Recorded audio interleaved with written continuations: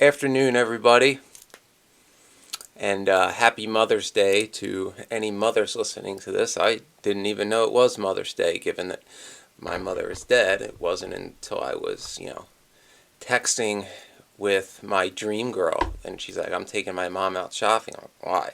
It's Mother's Day." Wow. And I want to thank all of you for the concern you have for me. I am not laying down and dying yet, although I am in the midst of a last stand. This is I'm either going to win this one or I'm not going to be able to get back up kind of thing, because they're 18 years. Should be understandable. And this is actually the worst one, because I'm not just fighting for a job. I'm now fighting for what everything I have desired my entire life. Me getting a fair chance of getting signed by an agency allows me to move to where I want to live and, have a relationship with a girl who is the girl of my dreams, who's also in the industry. So we would have a lot of time together and be able to do things together, because I wouldn't always be working some dead-end loser job that I've been condemned to because I didn't go to high school with the right people, and education and experience and intelligence, none of that matters. It matters what clique you were in high school. Oh, the Chestertologists love saying that. And that's what's really scaring the hell out of me. I thought that was a localized problem. And, well, if the whole world is based on if you're in the club or not, I am screwed, because I've set fire to some of those clubs and successfully burned them down, with my firefighter career dying in the process. But nonetheless, I would have thought, a male Alethan witch with my reputation would be a plus in the modeling industry in the Me Too era. I honestly did. Not to mention that I have experience, and I'm 6 foot, and I have a 6-pack, and apparently my jawline. But it's like, now, and your personality and all that's supposed to matter too. But of course and being able to show up on time, which an ex-firefighter can obviously do. But to know that kind of stuff, they have to talk to you, and I can't even get that far. Nevertheless, back on the narcissism. And I was thinking this today, because I keep all this a secret. I'm telling you here, and really there's only one person who, knows the full extent of how I feel. And I feel bad putting that on her, because she's got enough stress to deal with besides, me feeling like a loser who doesn't want to get out of bed and who isn't good enough for her. But yes, I struggle with that now too. So obviously none of my family know what's going on, because they're narcissists and they would revel in it. And that, after my long intro, is what this video is about. The narcissist loves when you're miserable. Now, as I've said about my own history, my family's never helped me in any significant way, like as far as like connections or, pay for college or anything to make my life better, or advice that was actually true and, not just dead ass wrong that they made up, or 30, 40 years out of date. But they'll never admit that, because the narcissist doesn't want you to be successful. They want to keep you at your lowest. They thrive on it. They get off on your misery, and they will do whatever it takes to keep you in that perpetual state of misery. And I've talked about this topic before, but we're going deeper. So it's not just in terms of jobs. The narcissist, like in my situation, will decide this is where you belong. And it'll be some miserable, low-paying job where you work 80 hours a week, like an assistant golf course superintendent. And they know you hate it, because when you're that miserable in life and that sleep-deprived and run down, you can't hide it, you can't fake it. INFJs can't fake anything, so we're bad at lying. I wonder if INFJ women can fake orgasms or not. Ladies? You gonna tell me? Sorry.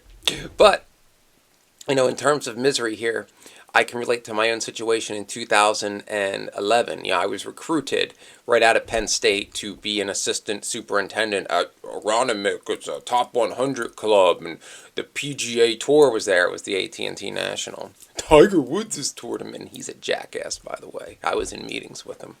But I've said that before too. But I still mean it. Yeah. So, working 80 hours a week, 7 days a week, pay was shitty, had no life, lost my girlfriend because of it, was constantly being sent here and there and go work this tournament, that tournament. You're working all the time for a salary too. You're on salary for like terrible money. And it's not leading you towards anything. You're not working towards something. You're working towards, well, you make a name and maybe someday someone will interview you for a superintendent job.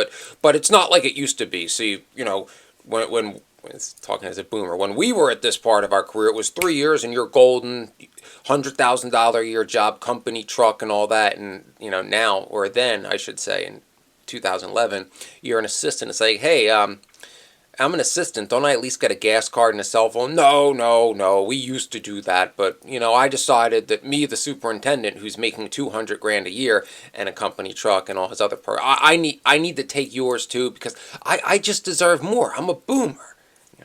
This recession shouldn't affect me. There's never enough.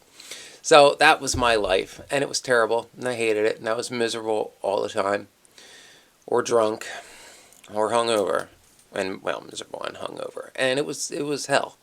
It was degrading, it meant nothing to me, and I had no time for anything else, and I lost what little life I had at the time. But, of course, my family are like, oh, top 100 club in this area, oh, the name. It sounded like they were orgasming every time they'd mention it. And it was sick. And when I say I was miserable, like, I would cry every morning. Like, every morning, like, I would cry and dry heave because I was so ashamed of myself and just wanted to be free. But the narcissists, they see that. If they know that, they're going to push you harder. Be like, you have to stay. No, this is literally what I was being told at 24 years old. Like, no, you're too old to start something. This is the rest of your life, and you just got to learn how to like it. At 24, because, I was there for 2 years. In 2012, the fire departments finally tested for the first time in 6 years. And, of course, I signed up to test, but I couldn't get off work because when, firefight, that's not important. When you work at a golf course, that's your whole life. You don't use your vacation days. You should be glad to be here every morning at 5 a.m. Yeah.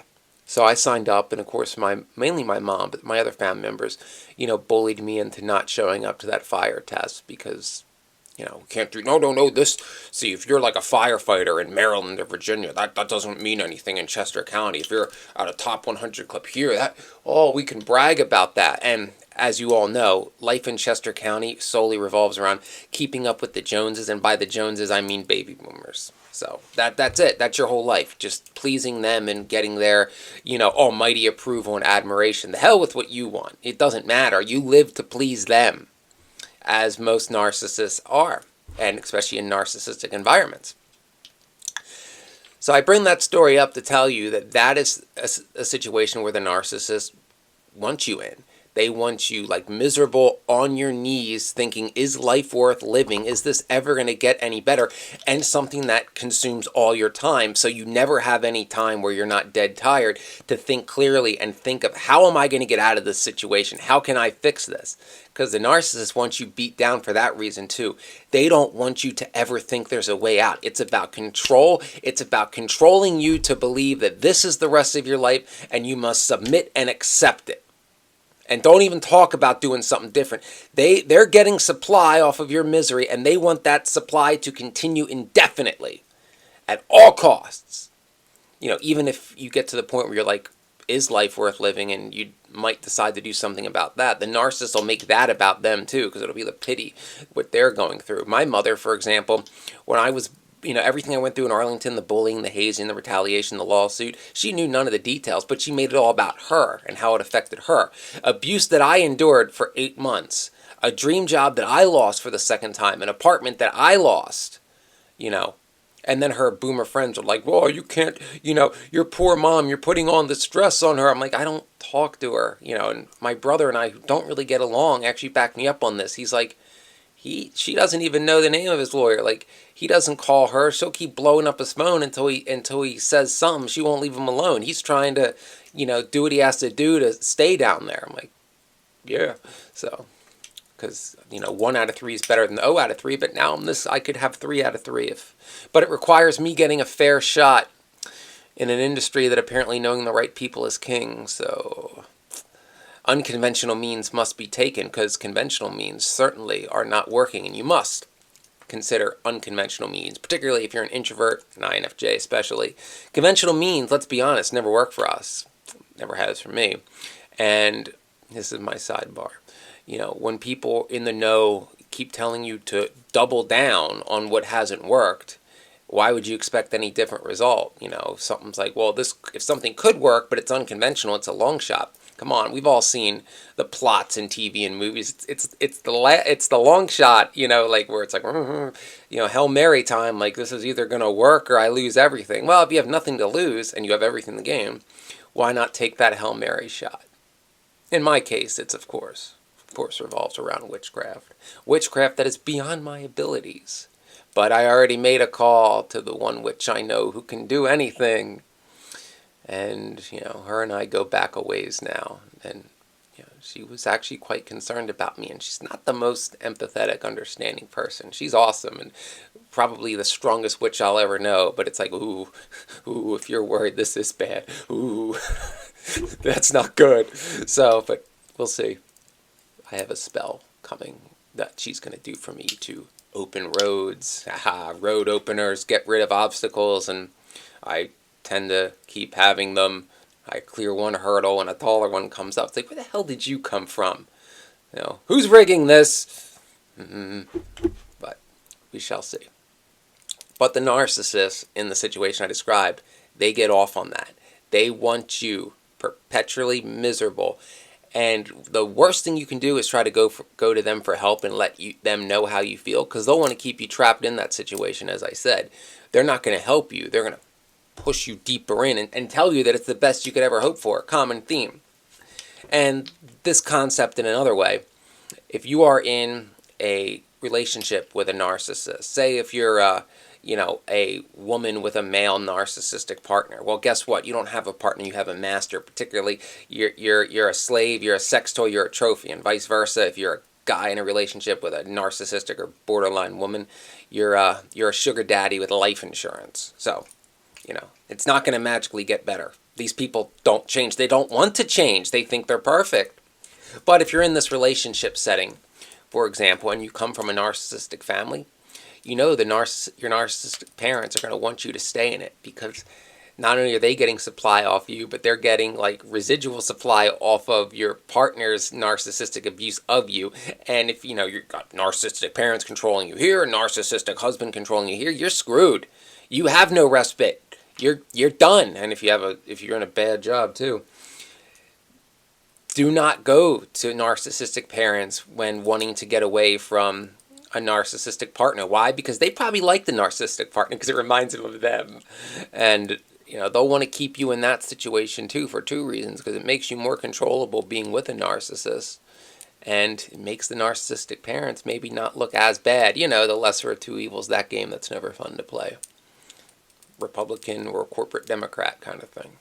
So remember that a narcissist will never help you.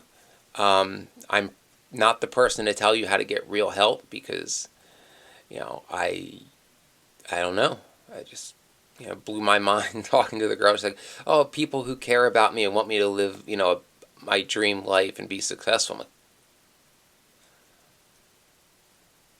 I'm like, that's not real. That's like Santa Claus. Like, what are you talking about? So, but I suppose, getting out of your abusive environment, you may find someone who genuinely cares and understands you. And then fate may try to, make it so you can't get the career that would allow you to like really be together. Fun. So yes, unconventional means we will try them. And by we, I mean me. But remember, if you're in a bad situation with a narcissist, they want you in it. They want you there. They're never going to help you. They're going to talk you out of helping yourself. If you find a way to be like, I think I can do this. This will get me out. No, they'll tell you not to take that chance. If a narcissist tells you not to take a chance, it means you have a chance of success, and they can't have that. Because if you get success and get away from the narcissist, you get out of that environment, you realize just who the narcissist really was or is, and you realize how bad that situation actually was. And that may make you be like, I want the world to know who and what you exactly are. They, of course, can't have that. So I hope that was helpful and more in depth than my previous video on this topic. So please like and subscribe. Follow me on Instagram if you want to help me without costing any money. Support the channel if you can. And remember, exposing the narcissist ruins their game and protects other people. All abusers should be exposed for who they are. You have to live with the abuse that you endured. They should have to live with people knowing what they did and who and what they truly are.